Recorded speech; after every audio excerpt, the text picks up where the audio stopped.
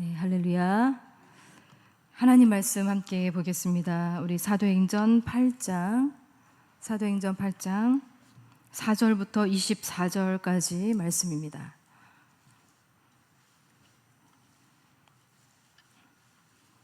사도행전 8장 4절에서 24절까지 4절부터 24절까지 말씀입니다.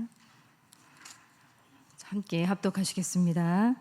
그 흩어진 사람들이 두루 다니며 복음의 말씀을 전할세 빌립이 사마리아 성에 내려가 그리스도를 백성에게 전파하니 무리가 빌립의 말도 듣고 행하는 표적도 보고 한 마음으로 그가 하는 말을 따르더라. 많은 사람에게 붙었던 더러운 귀신들이 크게 소리를 지르며 나가고 또 많은 중풍병자와 못 걷는 사람이 나으니 그 성에 큰 기쁨이 있더라. 그 성에 시몬이라 하는 사람이 전부터 있어 마술을 행하여 사마리아 백성을 놀라게 하며 자칭 큰 자라 하니 낮은 사람부터 높은 사람까지 다 따르며 이르되 이 사람은 크다 일컫는 하나님의 능력이라 하더라. 오랫동안 그 마술에 놀랐으므로 그들이 따르더니 빌립이 하나님 나라와 및 예수 그리스도의 이름에 관하여 전도함을 그들이 믿고 남녀가 다 세례를 받으니 시몬도 믿고 세례를 받은 후에 전심으로 빌립을 따라다니며 그 나타나는 표적과 큰 능력을 보고 놀라니라. 예루살렘에 있는 사도들이 사마리아도 하나님의 말씀을 받았다 함을 듣고 베드로와 요한을 보내매 그들이 내려가서 그들을 위하여 성령 받기를 기도하니 이는 아직 한 사람에게도 성령 내리신 일이 없고 오직 주 예수의 이름으로 세례만 받을 뿐이더라. 이에 두 사도가 그들에게 안수하며 성령을 받은지라. 시몬이 사도들의 안수로 성령 받는 것을 보고 돈을 들여 이르되 이 권능을 내게도 주어 누구든지 내가 안수하는 사람은 성령을 받게 하여 주소서 하니 베드로가 이르되 내가 하나님의 선물을 돈 주고 살 줄로 생각하였으니 내 은과 내가 함께 망할지어다. 하나님 앞에서 내 마음이 바르지 못하니 이 도에는 내가 관계도 없고 분깃될 것도 없느니라. 그러므로 너의 이 악함을 회개하고 주께 기도하라. 혹 마음에 품은 것을 사하여 주시리라. 내가 보니 너는 악독이 가득하며 불의에 매인 바 되었도다. 시몬이 대답하여 이르되 나를 위하여 주께 기도하여 말한 것이 하나도 내게 임하지 않게 하소서 하니라. 아멘. 네, 24절까지. 네. 스데반의 순교 이후에 이제 예루살렘 교회에 잔혹한 박해가 몰아닥쳤습니다. 신자들은 살기 위해서 사방으로 흩어졌습니다. 겉보기에는 교회의 패배요, 또 복음의 후퇴처럼 보입니다. 그러나 성령의 역사는 인간의 이 절망 끝에서 시작되는 것을 우리는 여러 번 확인하게 됩니다. 흩어진 자들이 두루 다니면서 이제 복음을 전하기 시작합니다. 복음의 불씨는 꺼진 것이 아니라 사방으로 번져 나갔습니다. 그리고 그 선두에 빌립 집사가 서 있습니다. 빌립은 예수님의 제자, 사도가 아니었고요. 빌립 집사였습니다. 그 빌립이 그 선두에 서고 있습니다. 자, 그가 이제 향한 곳은 사마리아 성이었습니다. 자, 그곳에 하나님의 나라와 예수 그리스도의 이름을 전했습니다. 그런데 여러분, 사마리아는 유대인들에게 단순한 지역은 아니었죠. 사마리아는 상처의 땅, 그리고 유대인들에게는 오래된 적대와 증오가 켜켜이 쌓인 원한의 땅이었습니다. 유대인들에게 이 사마리아 땅은 마치 요나에게 니느웨 땅처럼 느껴졌듯이 결코 사랑할 수가 없는 땅이었습니다. 그러나 성령님은 교회를, 그리스도인들을 굉장히 익숙하고 편안한 자리에 그냥 두시는 분은 아니십니다. 예수님은 부활 승천하시기 직전에 제자들에게 말씀하셨죠. 예루살렘과 유대와 그 다음 어디를 말씀하셨나요? 다른 것도 아니라 바로 사마리아를 콕 집어서 말씀하시면서 땅끝까지 이르러 내 증인이 되라고 말씀하셨습니다. 왜 그렇게 콕 집어서 사마리아를 거론하셨을까요? 아마도 유대인들에게 이 사마리아는 땅끝에서 가장 가까운 곳이 아니었을까, 땅끝이라고 생각한 곳이 아니었을까라는 생각이 듭니다. 여러분, 복음은 이렇게 우리가 싫어하는 사람들, 또 우리를 싫어하는 사람들에게도 전해져야 마땅합니다. 종교적이고 감정적이고 정치적인 모든 경계를 그어놓고 혐오하는 그 사람에게도, 그 땅에도 예수 그리스도가 필요합니다. 우리 모두 예수님이 필요합니다. 그죠? 우리 옆에 계신 분에게 한번 그렇게 인사해 주실까요? 당신에게도 예수님이 필요하십니다. 네. 우리 모두 예수님이 너무 필요합니다. 복음은 이렇게 경계를 넘고 편견을 넘고 그리고 오래된 감정과 민족적인 상처를 넘어갑니다. 자, 빌립이 이렇게 그리스도를 전하자 사마리아 성에 이제 더러운 귀신들이 떠나가고 또 불치병이 치유가 됩니다. 그래서 그 성에 대한 표현을 이렇게 말하고 있습니다. 우리 8절의 말씀을 읽어볼까요? 시작. 그 성에 큰 기쁨이 있더라. 아멘. 그 성에 큰 기쁨이 넘쳤습니다.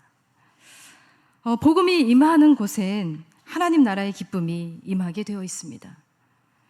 이 놀라운 기쁨이 오늘 우리가 살아가고 있는 이 구산동과 이 은평구에 그리고 우리가 품게 될 이 캄보디아 땅에 온 세상에 여러분의 각자의 삶의 자리에 충만하기를 축복합니다.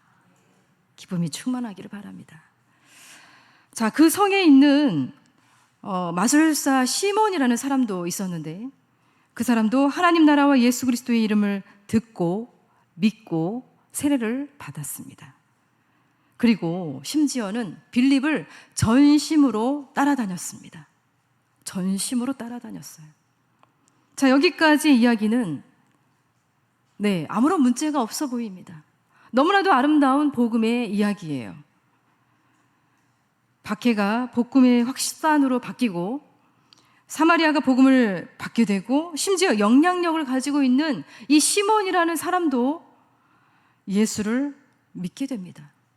하나님의 나라가 이 사마리아 땅에 충만하게 임합니다.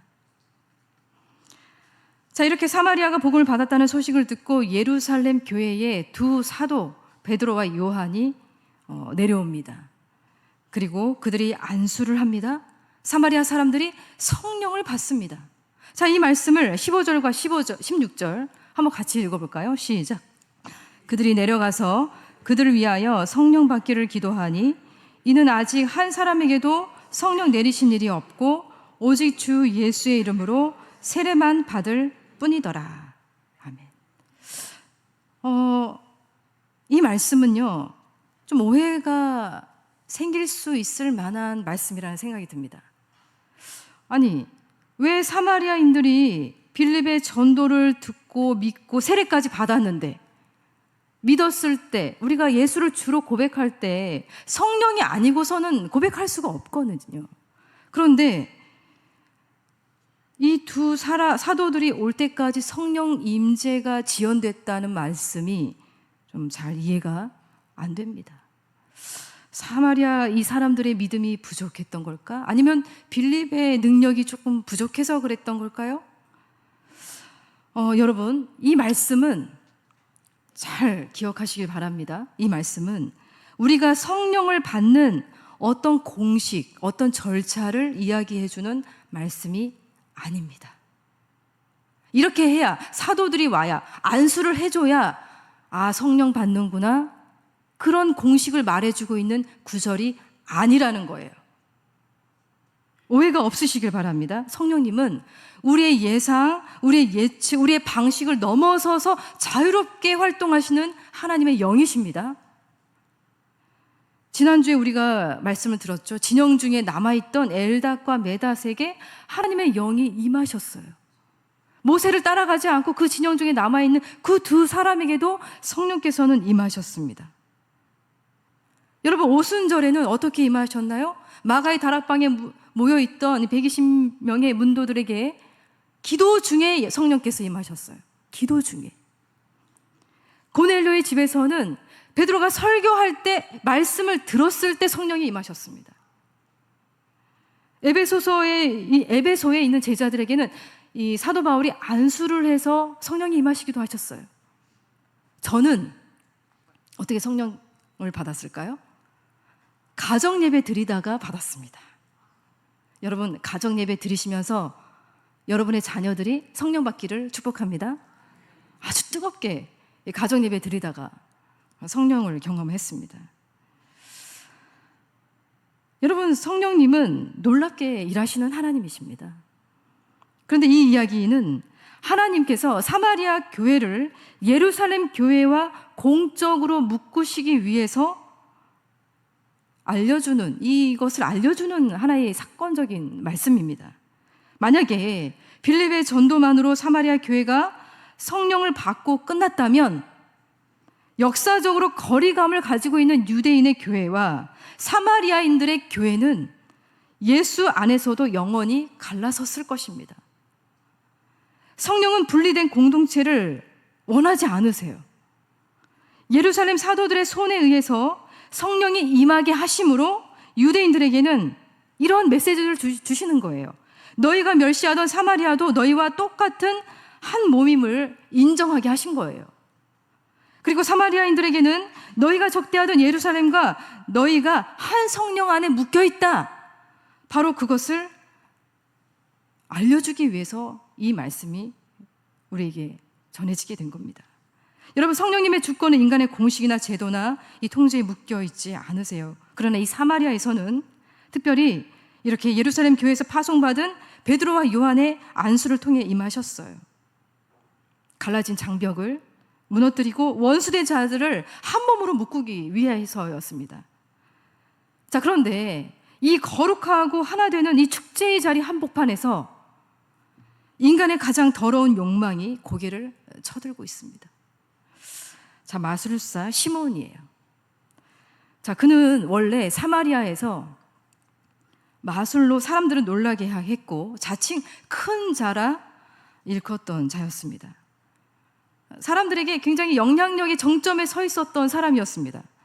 그런 그가 빌립의 복음을 듣고 믿고 세례를 받았어요. 전심으로 빌립을 따라다녔어요. 표적을 보고 놀라 자빠지기도 했습니다. 겉보기에는 완벽한 회심처럼 보여요. 그죠? 대형 인플루언서가 마치 예수를 믿고 구원받은 간증의 주인공이 된 것처럼 보입니다. 이슈가 되죠. 그러나 이 사도들의 안수로 성령께서 임하시는 것을 보자 시몬은 숨겨둔 그 본색이 드러납니다. 돈 보따리를 싸들고 와서 사도들에게 이렇게 요청을 하고 있습니다. 이 권능을 내게도 주어 누구든지 내가 안수하는 사람은 성령을 받게 하여 주옵소서. 네, 여러분, 이 시몬이 지금 무엇을 구하고 있는 것입니까? 성령을 구하고 있습니까? 아닙니다. 성령님을 구하는 게 아니라 성령을 주관하는 권능을 구하고 있어요. 마치 성령님을 통제할 수 있는 기술과 소유권을 구하고 있는 것처럼 보입니다. 그는 성령님 앞에 무릎을 꿇은 것이 아니라 성령님을 자기 손 안에 쥐고 흔들고 싶어 했습니다. 이 엄청난 하나님의 선물을, 하나님 그분을 받을 수 있었던, 누릴 수 있었던 이 신자가 보십시오. 그 선물을 독점해서 유통하는 공급업자가 되고 싶어 하고 있어요. 너무 어이없는 일이죠. 그렇죠? 왜 그랬을까요? 왜 시몬은 이런 요청을 했을까요? 예, 여러분, 옛 버릇을 못 버렸기 때문입니다. 예수 믿기 전에 사람들을 쥐락펴락했던 그 사람, 그리고 사람들로부터 들었던 그 소리, 이 사람은 크다 일컫는 하나님의 능력이다 라고 하는 그 찬사를 여전히 누리고 싶어 했어요. 예수 믿기 전에도 누렸는데 예수 믿고 나서도 누리고 싶어 했던 것입니다. 여러분, 베드로의 꾸짖음은 굉장히 가차없고 날카롭습니다. 20절, 21절 한번 같이 읽어볼까요? 시작. 베드로가 이르되 내가 하나님의 선물을 돈 주고 살 줄로 생각하였으니 내 은과 내가 함께 망할지어다. 하나님 앞에서 내 마음이 바르지 못하니 이 도에는 내가 관계도 없고 분깃될 것도 없느니라. 내 은과 내가 함께 망할지어다. 너는 이 도에 관계도 없고 분깃도 없다. 여러분, 지식의 부족을 꾸짖는 이야기가 아니죠. 성령님을 향한 모독과 모욕에 대한 엄중한 심판의 선언을 하고 있어요. 내 은과 내가 함께 망할지어다. 성령님은 내가 부릴 수 있는 어떤 에너지나 힘 정도로 취급하는 그런 사람, 성령님을 내 밑에 두고 조종하려고 하는 이러한 사람은 하나님의 나라와 상관이 없다고 선포하고 있는 말씀이에요. 그런데 우리는 이렇게 어리석은 시몬을 보면서 혀를 찹니다. 어떻게 감히 돈으로 성령을 사려 하느냐고 말합니다. 그러나 여러분, 자세히 보시기 바랍니다. 여기 시몬은 불신자가 아니에요. 그는 오늘날 매주 예배당에 앉아있는 믿고 세례받은 우리의 자화상일 수도 있다는 거예요. 여기 시몬이 가지고 있는 성령님에 대한 오해와 무지를 보십시오. 그게 우리에게는 없습니까? 성령을 받아들인다는 것을 그저 내 감정을 고양시켜서 흥분된 상태에 이르게 하거나 눈물 몇 방울 흘리게 하는 종교적인 카타르시스로 여기고 있는 것은 아닌지 모르겠습니다. 여러분, 성령님은 우리의 신앙생활의 분위기를 밝게 하는 그런 에너지가 아니십니다. 오히려 성령님은 우리 마음속에 갈등을 일으키고 불편하게 하고 내가 가지고 있는 그 평안을 깨뜨리시는 분이세요. 여러분, 우리는 기도의 자리에서 성령을 구한다고 부르짖고 있지만 사실 성령님이 주실 결과물만 탐낼 때가 얼마나 많은지 모릅니다. 내 불안을 단번에 날려버릴 수 있는 능력, 내 사연이 남들 보기에 번창하게 만들어줄 수 있는 그런 능력. 나 이런 사람이야. 나 이렇게 능력 있는 사람이야. 내 자녀가 성공하고 내 주식이 오르게 하는 그 능력으로 혹시 성령님을 바라보고 있는 것은 아닙니까? 목회자들도 마찬가지예요. 목회자들도 특히 자신의 설교가 힘이 있어지고 사람들이 나를 좀 신령한 사람으로 봐주기를 바라는 그 능력으로 성령님을 구할 수도 있습니다. 성령님을 모욕하는 겁니다. 우리는 겉으로 거룩한 기도의 언어를 쓰고 있지만 사실 우리 속에는 시몬과 비슷한 그 무엇이 있습니다. 성령님, 내 계획을 성취할 힘을 내 손에 쥐어주십시오. 내가 중심이 되어서 영향력을 끼치게 해주십시오. 그런 기도 말이에요. 목회자도 중직자도 교사들도 찬양대원들도 이 종교적인 육체성은 독버섯처럼 피어오릅니다. 성령을 말하면서 사실은 내 영향력을 키우고 싶어하고 복음을 전하면서 사실은 내가 대접받고 싶어하는 거예요. 봉사하면서도 내가 좀 잘나 보이고 싶어하는 거예요.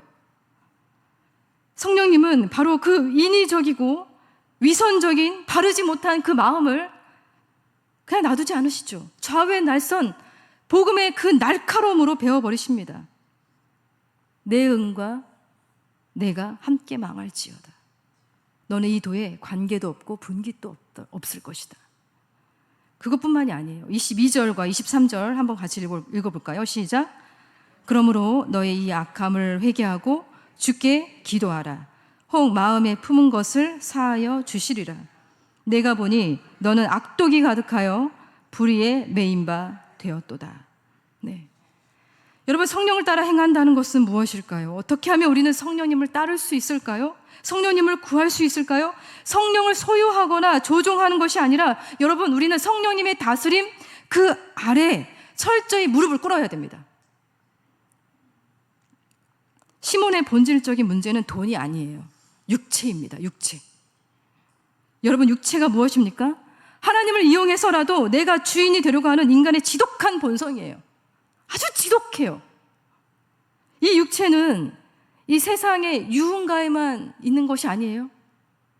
기도의 자리에, 설교의 자리에, 또 봉사의 자리에서도 가장 거룩한 옷을 입고 나타납니다. 그래서 갈라디아서 5장 16절과 17절에 이런 말씀이 있습니다. 내가 이르노니 너는 성령을 따라 행하라. 그리하면 육체의 욕심을 이루지 아니하리라. 육체의 소욕은 성령을 거스리고 성령은 육체를 거스르나니 이 둘이 서로 대적함으로 너희가 원하는 것을 하지 못하게 하려 함이니라. 여러분, 성령님은 우리가 원하는 대로, 느끼는 대로, 생각하는 대로, 우리 본능이 이끄는 대로 살지 못하도록 우리 마음속에서 갈등을 일으키게 만드는 분이에요. 내 육체의 본성과 성령의 소욕이 서로 싸워서, 서로 대적해서 결국 우리가 원하는 것을 하지 못하게 하는 것이 하나님의 목적이에요. 그게 우리를 살리는 길입니다. 내가 쏟아놓고 싶은 분노가 있죠. 윽박지르고 싶은 마음들이 있죠. 내가 챙기고 싶은 이권이 있죠. 내가 높이고 싶은 내 자아의 목덜미를 잡고 성령님은 우리를 어디로 이끌어 가시느냐 하면 십자가로 이끌어 가시는 거예요. 그리고 이 말씀을 듣게 하십니다.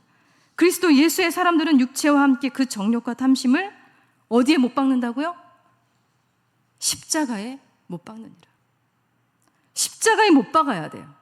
계속 못 박아야 됩니다. 성령 충만은 내가 더 대단하고 강한 사람이 되는 게 아니에요. 내 안에 거짓된 자아와 큰 자가 되고 싶어하는 이 열망을 십자가 위에서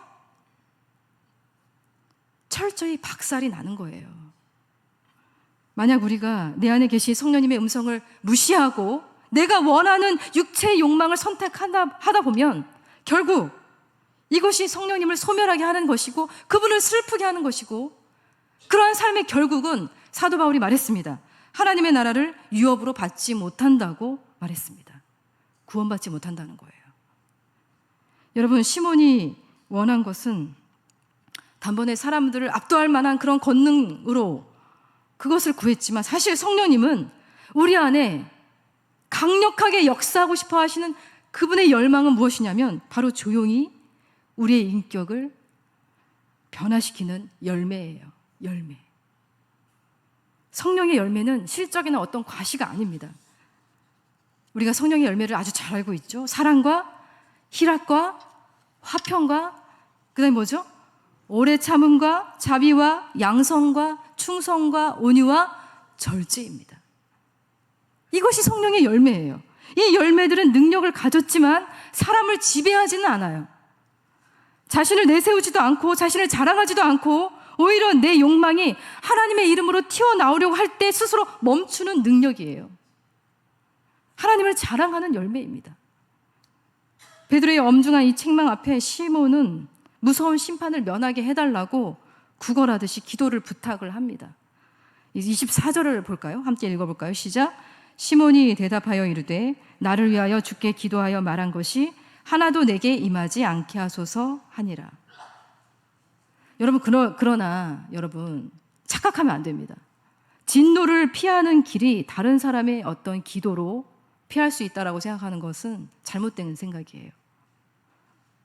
여러분, 오직 길은 회개뿐이에요. 회개뿐입니다. 하나님 앞에서 내 마음이 바르지 못했음을 인정하는 것, 성령님을 내 성공의 도구로 부리려 했던 이 영적인 타락을 자복하는 것, 내 손에 쥐려 했던 이 탐심의 불꽃을 내려놓고 십자가 아래 납작 엎드리는 것만이 길입니다. 여러분, 성령 강림 주의를 보내면서 이와 같은 질문을 우리 스스로에게 던지셨으면 좋겠어요. 우리는 성령님을 구하고 있습니까? 아니면 성령이 주실 힘을 탐내고 있는 것은 아닙니까? 그리고 우리의 사역과 봉사 뒤에 큰 자가 되고 싶어하는 이 시몬의 마음이 있는 것은 아닌지 한번 들여다보시기 바랍니다. 우리가 복음으로 넘어서야 할 이 사마리아와 같은 내 마음의 사마리아는 어디에 있는지. 성령님은 우리 손에 쥐고 흔드는 불꽃이 아니라는 거. 그리고 우리를 소유하시고 우리를 다스리시는 살아계신 하나님이심을 여러분 선포하시며 나아가시기 바랍니다. 내 욕망을 성령의 이름으로 포장하는 것을 이제 더 이상 멈추고 성령의 통제 앞에 온전히 여러분 자신을 양도하시기 바랍니다. 그 통제에 순응하며 걸어갈 때 우리 안에 시몬은 죽어가고 우리 안에, 우리의 삶의 터전에는 하나님 나라의 거룩한 열매가 맺어지게 될 것입니다. 그 성령의 지배를 받는 저와 여러분 다 될 수 있기를 간절히 소망합니다.